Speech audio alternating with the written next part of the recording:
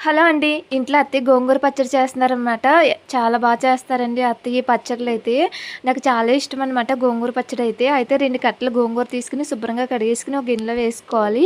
ఇంకో గిన్నె పెట్టుకొని అందులో ఆయిల్ వేసి, ఒక గుప్పుడు ధనియాలు, ఎండుమిరపకాయలు, కొంచెం జీలకర్ర వేసి బాగా ఫ్రై చేయాలి. ఫ్రై అయిన తర్వాత ఇంకా మిక్సీ గిన్నెలోకైతే తీసుకోవాలండి. మిక్సీ గిన్నెలోకి తీసేసుకున్న తర్వాత అదే గిన్నెలో కొంచెం ఆయిల్ వేసి గోంగూర అయితే ఫ్రై చేయాలి. మెత్తగా ఫ్రై అయిపోతదండి. అది ఫ్రై చేసిన తర్వాత ఒక గిన్నెలోకి తీసేసుకోవాలనమాట. ఇందాకే మనం ఎండుమిరపకాయలు మిక్సీ పట్టుకున్నాం కదా! అందులోని ఎల్లుల్లిపాయలు, కొంచెం ఉప్పు, చింతపండు ఏసి మిక్సీ పట్టుకోవాలండి. గోంగూర పుల్లగానే ఉంటది. కానీ కొంచెం చింతపండు ఏసుకోవాలనమాట. ఇప్పుడు ఎండుమిరపకాయలు, ధనియాలు అయి ఉన్నాయి కదండీ! కొంచెం బరకగానే మిక్సీ పట్టుకోవాలి. మెత్తగా అవసరం లేదు. నీళ్ళు మాత్రం వేయకూడదండి. ఎందుకంటే గోంగూర కొంచెం చెమ్మగా ఉంటది కాబట్టి సరిపోతది. గోంగూర కూడా కొంచెం చల్లారిన తర్వాత ఇలా మిక్సీ పట్టుకోవాలనమాట.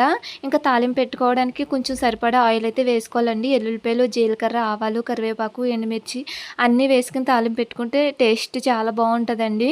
చూసారు కదా పచ్చడి ఎలా అనిపించిందో కామెంట్ చేయడం మాత్రం మర్చిపోకండి. ఇంకా వేడి వేడి అన్నంలో వేసుకొని తింటే టేస్ట్ అదిరిపోతుంది.